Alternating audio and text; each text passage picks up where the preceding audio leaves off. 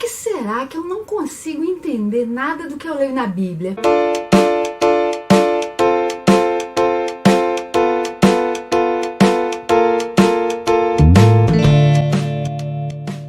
Alguma vez você já fez essa pergunta? Eu já me fiz algumas vezes quando eu era adolescente. Tentei ler a Bíblia, não consegui. Entendi as palavras, às vezes entendi as frases, mas a ideia não fazia sentido para mim. Sabe o que eu descobri? A gente às vezes se aproxima da Bíblia pelo motivo errado. Quando eu era novinha, eu tinha muito medo do que a Bíblia poderia falar. Naquela época, a minha avó sempre dizia: está escrito na Bíblia, de 1000 passarás, a 2000 não chegarás. E como a gente estava muito perto do ano 2000, eu tinha um medo danado. E eu pensava, se Deus existir e se a Bíblia for verdade, eu tô em maus lençóis. E aí eu não queria entender. Eu queria mais ver se tinha alguma coisa que poderia livrar a minha cara. Eu só tinha uma curiosidade ou medo. E isso não é um bom motivo. Sabe por quê? A Bíblia é uma revelação. É um livro diferente de todos os outros. É revelação de Deus a respeito de quem Ele é, quem nós somos, o que aconteceu muito tempo antes da gente colocar os pés nesse planeta. Por isso ela é um livro diferente. Por ser uma revelação, ela não pode ser entendida pela nossa própria iniciativa, sem uma ajuda sobrenatural. E para que a gente tenha essa ajuda sobrenatural, a gente precisa se aproximar dela pelos motivos certos. Outro motivo errado é quando você quer saber o que está lá só para poder aparecer, ou porque você quer ser visto como um sabe-tudo, ou porque você quer que as pessoas admirem você por você ser tão santo, tão especial. Isso é motivo errado também. Você também pode estar querendo ler a Bíblia só para você poder debater com as outras pessoas o que você está lendo ali, procurando erros. Não é uma boa ideia. Sabe por quê? O tiro pode sair pela culatra. Existem pessoas que começaram a ler a Bíblia só por motivos intelectuais. E adivinhe, acabaram encontrando Deus e se convertendo. Existem pessoas que leem a Bíblia em busca de poder sobre os demais. Quando você lê uma coisa, você sabe alguma coisa que o outro não sabe, você tem poder sobre ele. Se eu já li a Bíblia e você não, e eu disser para você que alguma coisa está escrito lá, como é que você vai saber que não está? Com isso, eu tenho poder sobre você. Muitas pessoas são enganadas por causa disso. Se submetem a líderes que dizem que a Bíblia diz isso ou aquilo e que elas devem fazer A ou B, e elas fazem, sem nem saber se é isso mesmo. Mas a verdade é que Deus nos ama. Ele ama você, Ele me ama toda a humanidade. E por isso Ele se preocupou em registrar aquilo tudo, preservar para que pudesse chegar até nós e a gente tivesse acesso a tudo que Ele quis revelar para a humanidade, a respeito da sua bondade, da sua natureza, do seu amor, do seu poder e do seu plano maravilhoso para nós. Ela conta uma história, conta como tudo foi criado, como tudo era, de acordo com o que Deus planejou e como é que deu tudo errado, como é que virou tudo isso que a gente está vendo agora e o que Deus está fazendo para consertar isso tudo. A Bíblia narra a vontade de Deus para cada um de nós. Como a gente pode se adequar a essa vontade, como a gente pode ter um relacionamento com Ele, que essa é a maior vontade de Deus, ter um relacionamento com cada ser humano,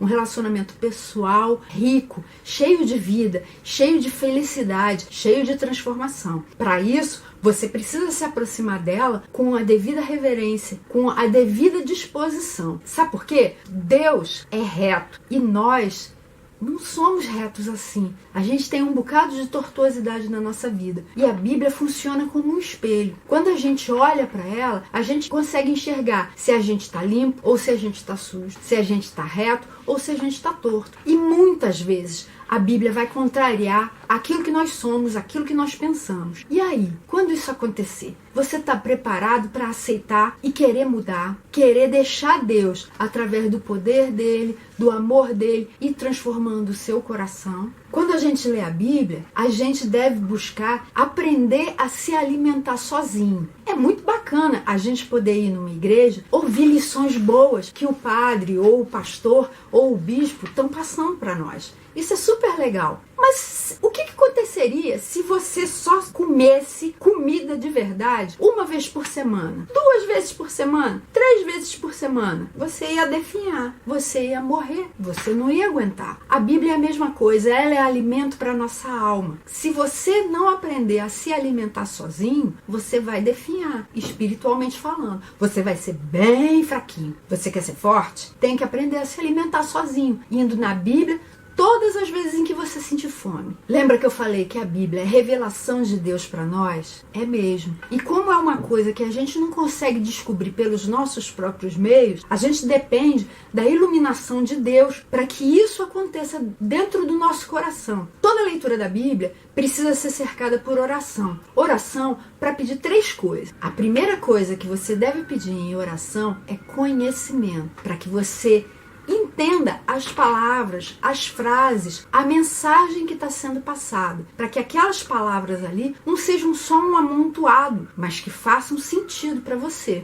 A segunda coisa que você deve pedir é entendimento para que você consiga enxergar o que está por trás daquelas palavras. Qual é a mensagem mais profunda que a Bíblia está tentando passar para você, para que você consiga enxergar isso e também enxergar o seu coração, quem você é, para que você possa enxergar a verdade. E a terceira coisa que você deve pedir é sabedoria, para que você consiga colocar em prática tudo aquilo que a Bíblia revelar para você, a respeito de Deus, da vontade dele e a respeito de você mesmo. Você quer ver um exemplo? Quando a gente abre o Evangelho segundo Lucas, a gente vê logo no início a narrativa do anjo Gabriel aparecendo para Maria e anunciando para ela que ela ia ficar grávida pelo Espírito Santo e que aquele bebê que ia nascer da barriga dela ia ser o salvador de toda a humanidade. Essa narrativa da anunciação, quando a gente lê, a gente precisa entender as palavras, a sequência daquilo que está sendo narrado ali, aquilo que Lucas registrou no livro e que chegou até nós. Esse é o primeiro motivo de oração. O segundo motivo de oração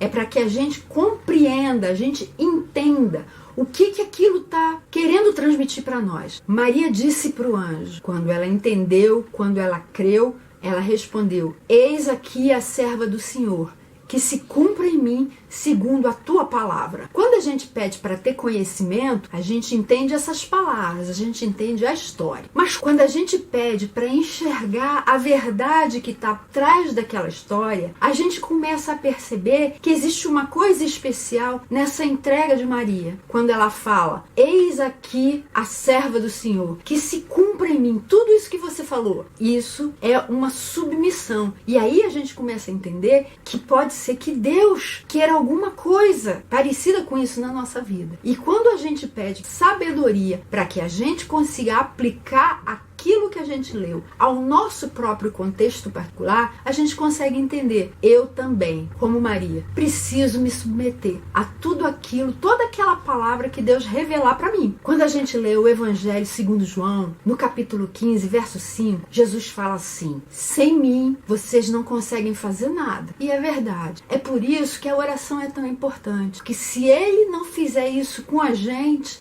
vai chegar a lugar nenhum. E vocês querem saber de uma coisa? Eu já li a Bíblia várias vezes. Até perdi a conta. Nem sei quantas vezes eu já li. Mas cada vez que eu leio, sempre tem alguma novidade. Isso é engraçado, né? Às vezes eu leio uma passagem e penso assim: isso já estava aqui antes. Como é que eu não percebi? O Espírito Santo sabe o momento em que você está preparado para perceber algumas verdades. Às vezes, um texto que você já compreendeu com a mente vai demorar um pouquinho para você entender com o coração. E um dia, pode ser na segunda vez que você lê, pode ser na quinta, pode ser na 30ª vez que você lê. De repente, aquela mensagem vai descer daqui para cá. E aí sim, vai fazer todo sentido e você vai conseguir aplicar na sua vida. E por onde eu devo começar o estudo da Bíblia?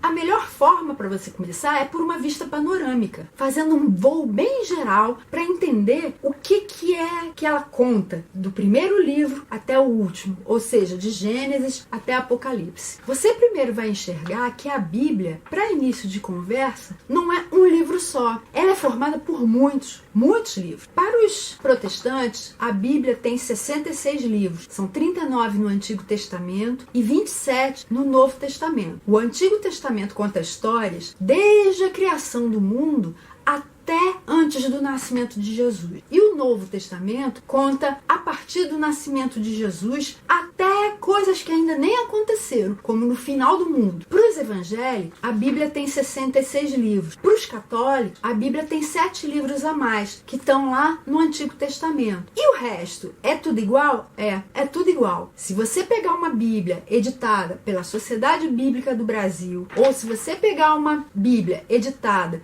pelas edições paulinas, você vai ver, o conteúdo é o mesmo. Agora, existem diferentes versões, da mesma forma que existem Bíblias de diferentes tamanhos. Essa daqui é a Bíblia do meu filho. Ela é bem pequenininha. Olha o tamanho da letra. Para quem consegue enxergar bem, essa é a melhor para você carregar no bolso ou na bolsa. Agora, se você não tem uma visão tão boa assim, é melhor ficar com essa. Letra gigante. Olha a diferença. Essa Bíblia é a ideal para quem tem problemas de visão.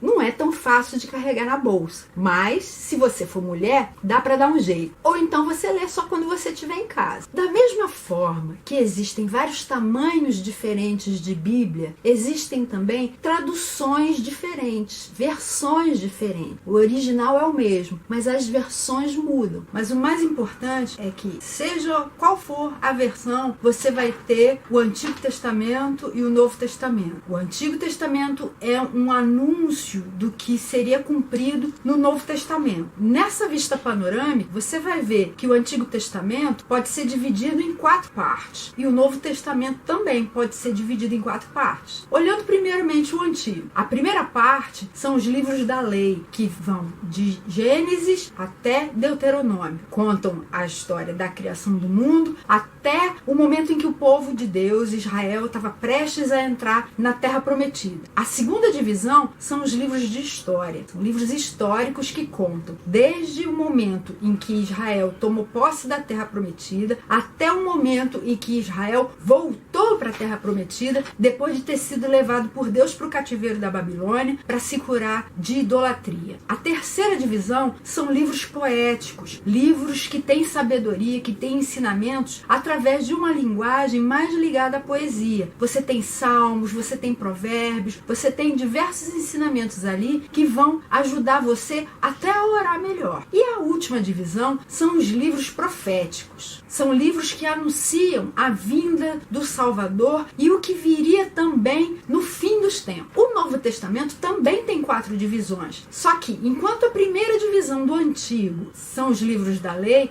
na primeira divisão do Novo Testamento você tem livros da graça. São 4 escritores que narram o Evangelho de Jesus sob a sua ótica. Contam desde o nascimento de Jesus até a morte, ressurreição e subida do Senhor aos céus. A segunda divisão são livros históricos, e na verdade um só. Parecido com o Antigo Testamento, só que é um só. É o livro de Atos, que conta a história da igreja, a trajetória dela, a partir do momento em que Jesus subiu ao céu até a evangelização de todo mundo conhecido naquela época. Termina com a prisão do apóstolo Paulo, em que ele continuava pregando o evangelho, mesmo encarcerado. A terceira divisão também são livros de sabedoria, só que não são sabedoria em forma de poesia, são sabedoria em forma de cartas, escritas na maioria pelo apóstolo Paulo, mas também por Tiago, por Judas, por João. A última divisão, da mesma forma que no Antigo Testamento, é profecia, só que, mais uma vez, é um livro só, é o livro de Apocalipse. No iniciozinho tem cartas também às 7 igrejas da Ásia, e o resto do livro é mostrando o que vai acontecer no fim dos tempos, quando Jesus vai voltar, não mais como menininho, mas como rei vitorioso, glorioso e juiz de toda a terra. Uma coisa que a gente vê é que, apesar da Bíblia ter mais de 40 autores e ter sido escrita ao longo de vários séculos, em culturas diferentes, em situações diferentes, existe um fio condutor, existe uma unidade, existe um autor por trás dela. Mais de 40 escritores e um só autor. A Bíblia tem metáforas, mas tem muita linguagem literal. A Bíblia tem muitos simbolismos, tem muita concretude também. Seja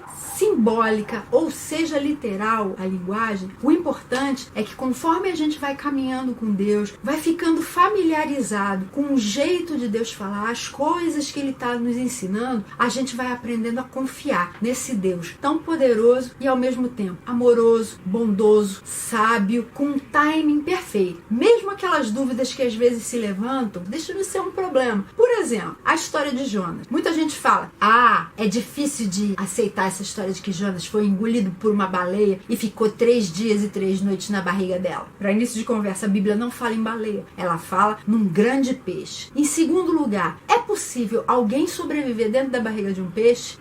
Tem o suco gástrico, mas para Deus tudo é possível. Quando você caminha com Ele, você vai vendo que não só é possível que isso tenha acontecido, mas também você aprende que Deus é verdadeiro. E se o que tivesse escrito na Bíblia foi que Jonas engoliu um grande peixe, até nisso eu acreditaria. Esse é um dos segredos para a gente entender a Bíblia. Confiar em Deus, confiar em que Ele é verdadeiro, que Ele não tem nenhum interesse em enganar você. Ele tem interesse em mostrar para você a verdade quando você estiver preparado para ouvir, porque às vezes dói muito, e tem interesse em transformar você para o seu bem, tornar você mais humano. Quando você aprende essas coisas, você vai confiando nele, vai confiando na palavra dele e mais coisas ele revela para você. E nunca esqueça, Jesus está em todos os livros, em Gênesis, Êxodo, Levítico, em todos eles, até o Apocalipse. Basta você ter olhos para enxergar isso. É muito importante que a gente crie o hábito da leitura, para que a gente possa conhecer o conteúdo mesmo. A gente lendo a Bíblia não vai estar só em busca de um conhecimento profundo. Em primeiro lugar, a gente vai estar em busca do conhecimento mesmo que seja superficial, para a gente saber o que tem dela e o que não tem. Uma coisa importante, a gente às vezes fala em capítulo, fala em versículo. O que é capítulo, o que é versículo? Quando os livros da Bíblia foram feitos, eles não eram feitos assim,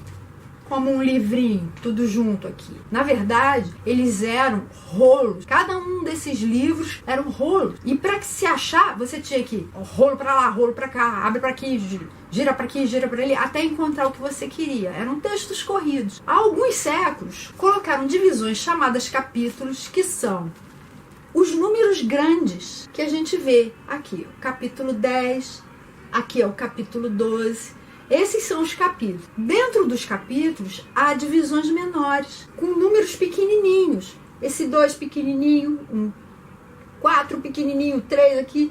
Esses números pequenininhos são os versículos. E isso facilitou muito na hora de você procurar algum texto. Por exemplo, se você estiver querendo saber, no livro de Eclesiastes, que é o que está aqui, o capítulo 11, verso 1, você vai abrir aqui no 11, e o verso 1 vai ser o primeiro que vai estar logo depois desse número grande.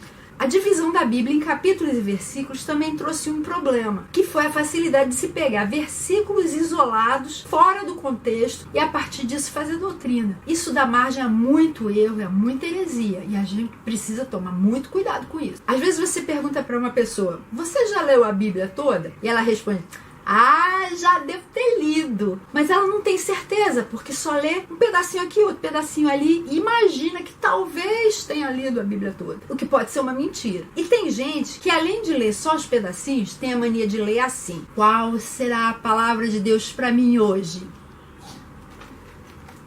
Bota o dedo lá e no que cair é o que Deus tem para dizer. Se fosse para fazer isso, olha o que caiu para mim. No monte alto de Israel o plantarei e produzirá ramos, dará frutos e se fará cedro excelente. Debaixo dele habitarão animais de toda sorte e à sombra dos seus ramos se aninharão aves de toda espécie. Tá falando do quê? Isso é para mim mesmo? É bonito. Mas tá falando do quê? Não faz muito sentido. Eu sei que Deus muitas vezes pode falar dessa forma. Ele é poderoso para falar do jeito que ele bem entender. Ele é livre, ele é Deus e eu não sou. Mas eu sei também que às vezes isso pode dar muito problema. É uma forma de ler a Bíblia como se ela fosse um horóscopo. Não é assim. Você quer saber a vontade de Deus para sua vida hoje? É que você entenda o que ele quer lhe dizer. Não é que você fique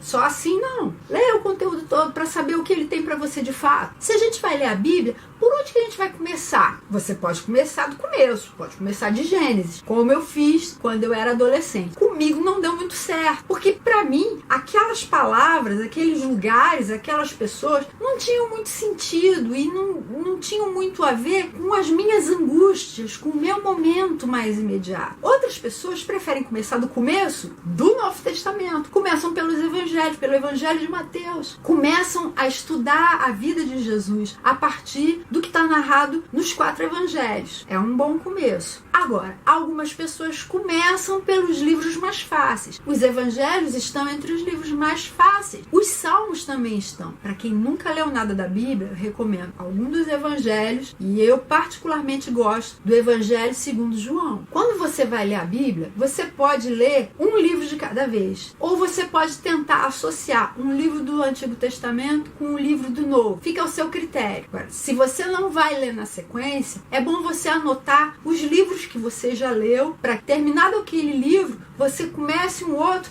que você não leu ainda. Agora, uma sugestão que eu dou: não comece por Apocalipse. Apocalipse é um livro difícil. Apesar de atiçar a curiosidade de muita gente, é um livro muito difícil, cheio de simbolismo. Começar a ler a Bíblia por Apocalipse é a mesma coisa que tentar ensinar matemática para uma criança de 7 anos, começando por trigonometria. Não vai dar muito certo. Se você é como eu e tem uma certa dificuldade de separar um tempo diário para ler a Bíblia, você tem um problema de disciplina. Você precisa criar o hábito. E antes que esse hábito se forme, você tem que insistir só pela disciplina mesmo. Dizem que não precisa nem de 30 dias para que um hábito seja formado. Os estudiosos chegaram à conclusão que 21 dias bastam para que alguma ação repetida se torne um hábito na vida da pessoa. Então, se durante 21 dias você perseverar lendo a Bíblia todos os dias, depois desse tempo, isso já vai ter se tornado um hábito para você. E em quanto tempo você vai conseguir terminar de ler a Bíblia? Se você lê entre 5 e 10 minutos por dia, o que não é difícil, em cerca de 1 ano você vai ter terminado de ler a Bíblia. Se você lê 1 hora por dia, entre 3 e 4 meses você já vai estar terminando. É menos do que você pensava, não é? Agora, uma coisa muito importante: não leia com pressa. O mais importante é você ler com atenção. É bom que você estabeleça um horário e um local que sejam favoráveis para a sua leitura. Eu, por exemplo, nas vezes em que tentei ler a Bíblia assim que eu acordava, eu não estava com atenção total. E às vezes em que eu tentei ler tarde da noite antes de dormir, eu acabava adormecendo em cima do texto. Leia num horário em que você esteja de fato acordado e possa dar atenção. Quer uma dica? Aproveite um momento em que você tenha que esperar alguma coisa. Você está numa fila no banco? Você está esperando para ser atendido num consultório? Leia a Bíblia. Você está indo de transporte público para o trabalho ou para a faculdade? Leia a Bíblia. Você está dirigindo? Não leia a Bíblia, mas ouça a Bíblia no CD.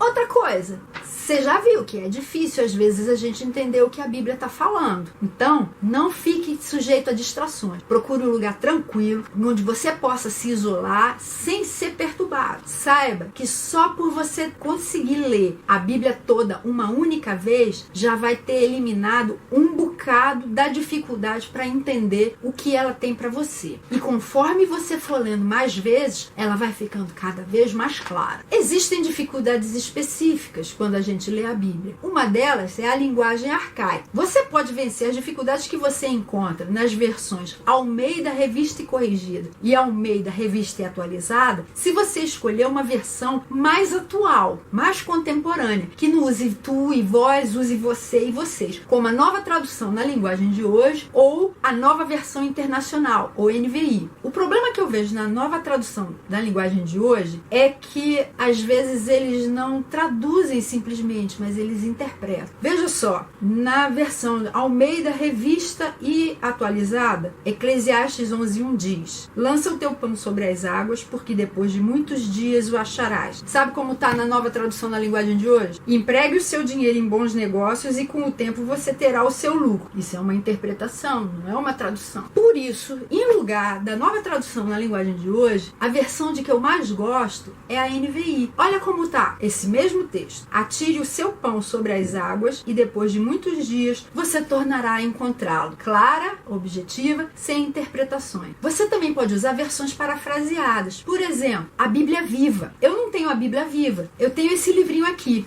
o mais importante é o amor, que é o Novo Testamento, segundo a Bíblia Viva. O que é uma paráfrase? Paráfrase é um texto que não é exatamente o que está escrito ali na tradução, mas é basicamente a mesma coisa. Quer ver um exemplo? Quando você tem no Evangelho de João, na versão Almeida Revista e Atualizada, conta: no princípio era o Verbo, e o Verbo estava com Deus, e o Verbo era Deus. Ele estava no princípio com Deus. Na Bíblia Viva, tá assim: antes de existir qualquer coisa, Cristo já existia e estava com Deus. Ele sempre esteve vivo e ele mesmo é Deus. Parecido. Não é exatamente igual, mas é bem parecido. Você pode ler a Bíblia se você tiver mais de uma versão em casa, comparando as versões. Isso ajuda bastante. E outra coisa que também ajuda bastante é ter um dicionário Aurélio junto, para você conseguir entender aquelas palavras mais difíceis cujo significado você não conhece. E se eu quiser entender um pouco mais, o que eu devo fazer? Outra ajuda você pode conseguir lendo livros a respeito dos costumes bíblicos, tanto do Antigo quanto do Novo Testamento. Esse livro aqui, Manual dos Tempos e Costumes Bíblicos, eu já usei bastante. Ele fala muita coisa boa. Olha, por exemplo, a alimentação, a importância da sinagoga, a ocupação romana, a agricultura e pecuária, os idosos, o sexo, a prática da medicina, vestuário. Isso é uma ajuda muito boa para você entender os costumes e usos daquele povo. Comentários bíblicos também são muito bons. No meu entender, o melhor comentário é a Bíblia Vida Nova. No rodapé, ela tem vários esclarecimentos a respeito de determinados versículos que estão logo ali acima. Eu li quando eu era recém-convertida e me ajudou muito. Existem livros falando sobre livros da Bíblia, ou sobre passagens da Bíblia, ou sobre capítulos da Bíblia. Esse aqui, Nada Me Faltará, é sobre o Salmo 23. Foi escrito por um pastor que também era pastor de ovelhas. E ele conta o significado de cada versículo do Salmo 23, que ele, o Senhor é meu pastor, ele aplica de acordo com os conhecimentos dele como pastor de ovelhas mesmo. Esse aqui é um livro sobre os profetas menores, a mensagem dele, justiça e esperança para hoje. Existem livros sobre Levítico, sobre Hebreus, sobre Apocalipse, sobre os evangelhos. Você vai encontrar uma enormidade de comentários. E isso é muito bom, facilita bastante a compreensão do texto bíblico. Uma Bíblia de que eu gosto muito é essa aqui, a Bíblia de Jerusalém. Ela é uma Bíblia católica, então ela contém os 7 livros adicionais do Antigo Testamento, que não existem na Bíblia evangélica. Ela foi traduzida por uma comissão de tradutores de diversas denominações, católicos, evangélicos, de diversos ramos. E ela tem vários comentários na parte de baixo, que facilitam bastante a compreensão. Para que a gente possa entender o contexto histórico e o ponto de vista dos autores, você pode usar dicionários bíblicos. Esse é um dicionário bíblico. Quando você vai consultar alguma coisa, você vê informações bastante extensas. Por exemplo, gentios, nome que designava todas as nações afora a nação judaica. E tem as referências bíblicas em que isso aparece. Os judeus eram um povo escolhido por Deus, tinha uma religião sublime, etc. Vem esclarecendo o que é isso. Quando você vai falar em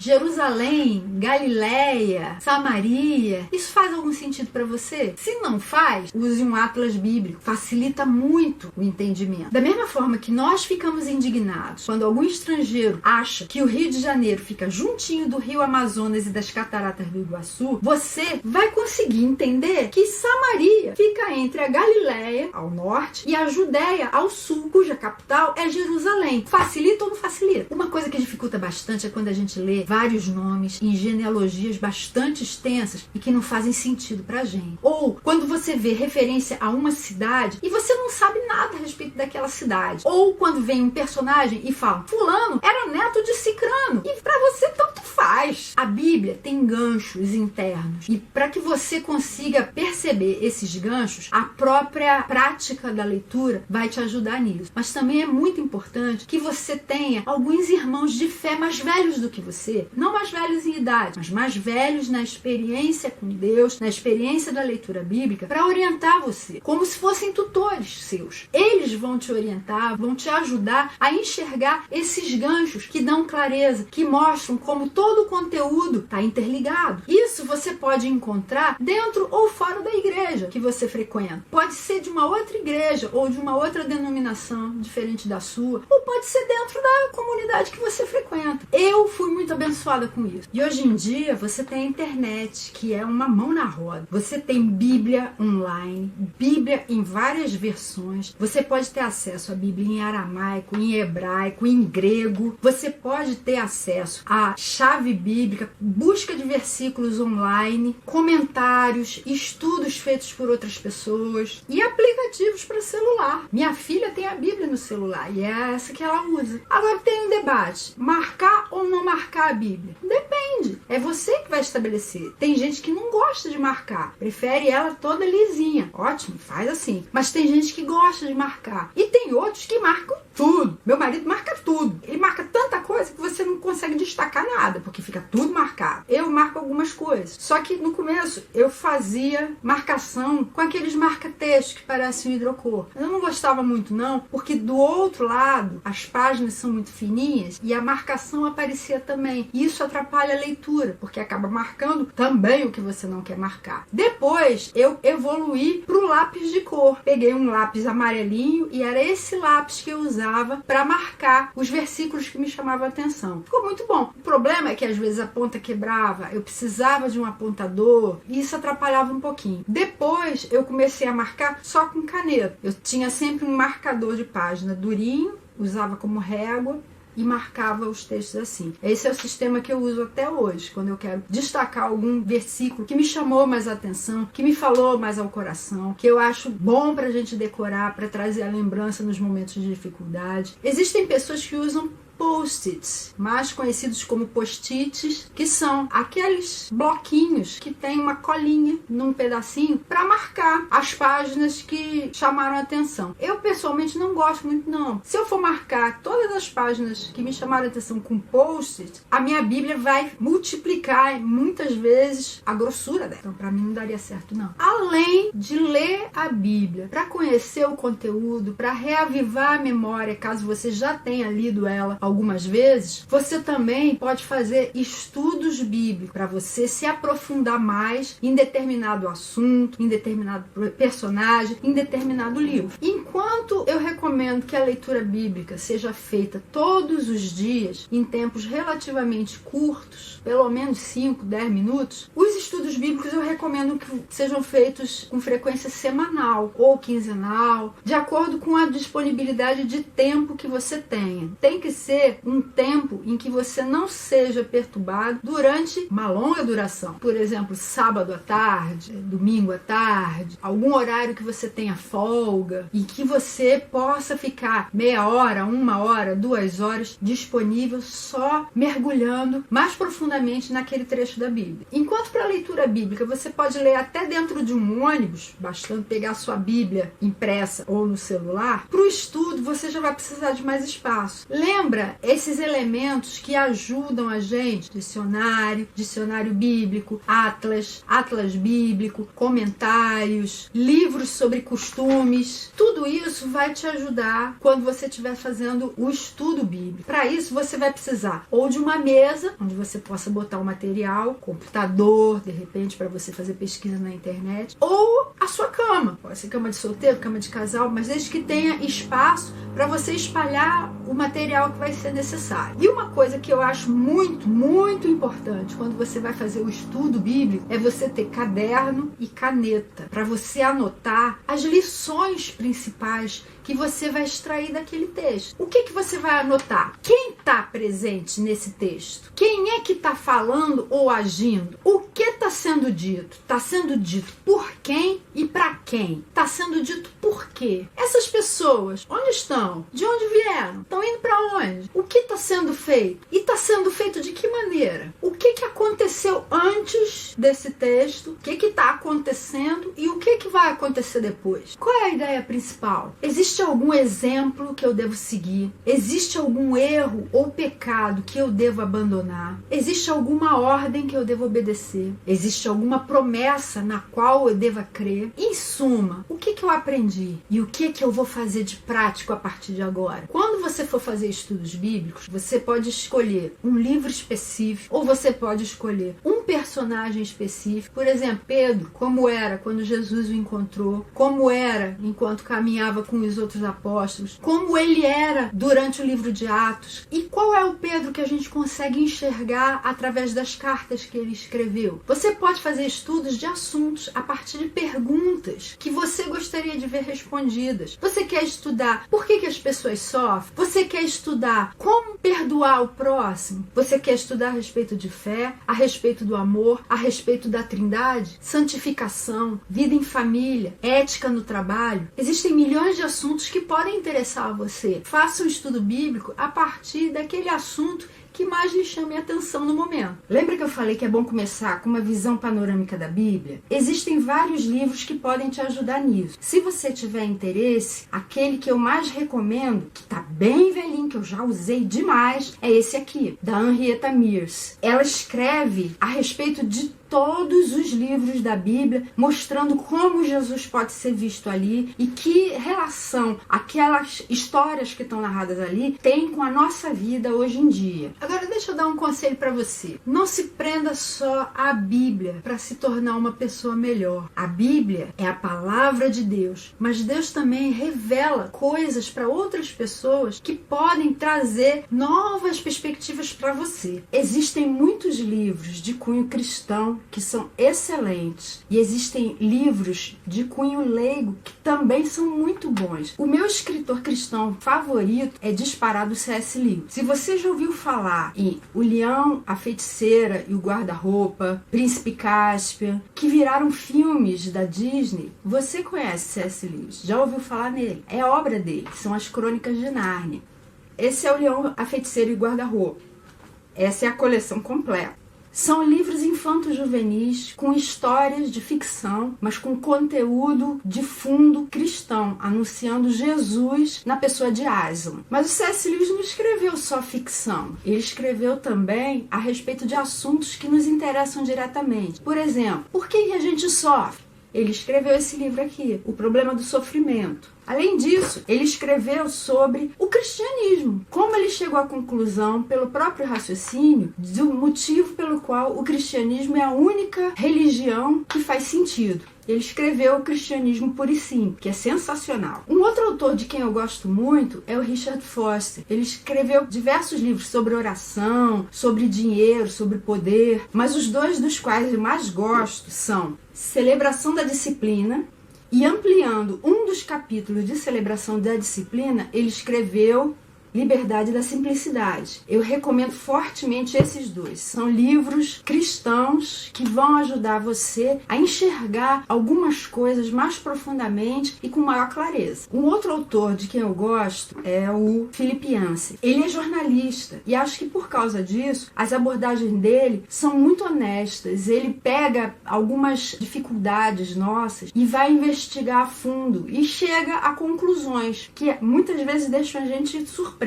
O livro dele, de que eu mais gosto, é esse, sobre oração. Na linha da autenticidade, a gente tem também o Bill Hybels. Esse livro é muito interessante e ajuda a gente a enxergar as diversas máscaras que a gente veste e que atrapalham demais, não só o nosso relacionamento com Deus, mas com os nossos irmãos e todos os próximos. Mas não são só livros religiosos que ajudam a gente a enxergar Deus melhor. Você já ouviu falar no filme O Senhor dos Anéis, a trilogia de J.R.R. Tolkien?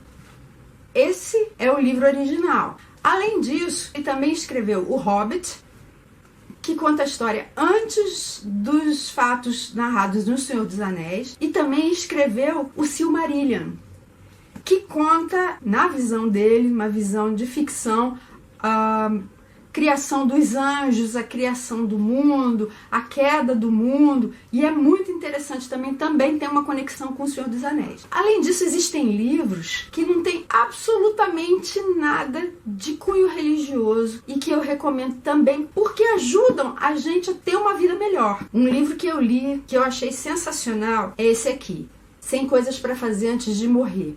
Ajuda você a enxergar coisas que você pode estar enterrando, achando que não tem sentido, ou achando que vai ter todo o tempo do mundo para fazer e esse tempo pode nunca chegar. Recomendo bastante porque ajuda a te dar um direcionamento sobre coisas que são importantes para você e que estão meio escondidas no fundo da sua alma. A Revolução 80-20 de Richard Koch também é muito interessante porque ajuda você a perceber as coisas que são importantes para você e a ter foco nelas, dispensando todas as outras que não são importantes. E por fim, o último livro que eu gostaria de recomendar tem um título estranho, mas o conteúdo é muito interessante, muito bom mesmo. Dinheiro Pode Comprar Felicidade, da MP Dunleavy. Ela é economista e o foco dela também é muito interessante porque ela diz que o dinheiro é um meio, né? Não é um fim, nunca deve ser o maior objetivo na vida das pessoas. E como meio, ele deve ajudar a gente a alcançar os objetivos que são mais importantes para nós, inclusive em termos de filosofia de vida. Esse livro, ele de certo modo mudou a minha vida, mudou a maneira como eu encaro o dinheiro. Uma última coisa, sempre que você for ler qualquer livro ou ouvir qualquer coisa, julgue à luz da palavra de Deus. Da mesma forma que você escolhe que alimentos você vai ingerir, você pode fazer boas ou más escolhas. Mas mesmo dentro das boas escolhas, você limpa. Você não vai comer uma verdura com todas as partes que ela tem, inclusive as partes que estão meio escurecidas, que você acha que são meio ruins. Então, mesmo as coisas que eu estou recomendando, julgue à luz da palavra de Deus. Da mesma forma que Paulo fala, julguem todas as coisas e fiquem com o que é bom. Isso está lá em 1 Tessalonicenses 5:21. Bom, então é isso. Nos próximos vídeos, eu vou começar a abordar livro por livro. Caso você tenha interesse, dá uma olhadinha. Vai ser de uma forma bem rápida, bem panorâmica mesmo, para servir como um aperitivo que dê para você a vontade de começar a ler por você mesmo e receber de Deus o que Ele tem para o seu contexto específico.